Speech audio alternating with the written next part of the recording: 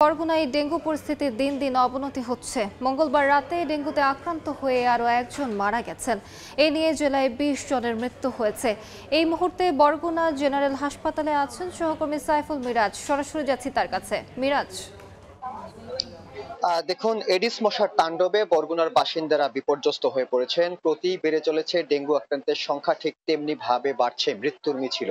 গতকাল সন্ধ্যায়ও বরগুনার এক বাসিন্দা ডেঙ্গুতে আক্রান্ত হয়ে মারা গিয়েছেন। এ নিয়ে জেলায় মোট মৃতের সংখ্যা দাঁড়িয়েছে ২০ জনে এবং গত ২৪ ঘন্টায় নতুন করে আরও ৬৩ জন ডেঙ্গুতে আক্রান্ত হয়েছেন। এ নিয়ে মোট আক্রান্তের সংখ্যা দাঁড়িয়েছে ২০৪৮ জনে। চিকিৎসকরা কিছুক্ষণ আগে আমাদেরকে জানিয়েছেন যে বরগুনায় দিন যত অতিবাহিত হচ্ছে ঠিক ততই ডেঙ্গু পরিস্থিতির অবনতি হচ্ছে। এমন অবস্থায় কিন্তু পরিষ্কার পরিচ্ছন্নতা অভিযান এবং মশক নিধন কার্যক্রম বেগবান করার তাগিদ দিয়েছেন তারা। আমরা সকাল থেকে এই হসপিটালে ঘুরে ঘুরে দেখেছি যে হসপিটালের ফ্লোরে কিন্তু কোথাও তিল ধরার ঠাঁই নেই।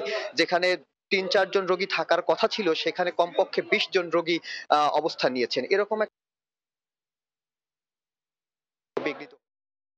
জানিয়ে রাখি যে বরগুনার এই ডেঙ্গু মহামারী আকার ধারণ করায় চিকিৎসা সেবা নিশ্চিত করার জন্য ১২ জন ডক্টর এবং ১০ জন নার্স পদায়ন করা হয়েছিল। কিন্তু এই পদায়নের ১০ দিন অতিবাহিত হয়ে গেলেও এখন পর্যন্ত একজন নার্স যোগদান করেছেন এবং ৫ জন চিকিৎসক যোগদান করেছেন। অন্যরা কিন্তু এখনো যোগদান করেনি। তো অন্যদিকে এই বরগুনায় ডেঙ্গু মহামারী আকার ধারণ করার কারণ অনুসন্ধান এবং এ থেকে পরিত্রাণের উপায় খুঁজে বের করার জন্য গতকাল বরগুনায় আইইডিসিআর এর একটি প্রতিনিধি দল এসেছে এবং তারা কিন্তু রোগীদের সঙ্গে কথা বলার পাশাপাশি বরগুনার বিভিন্ন এলাকা পরিদর্শন করছেন।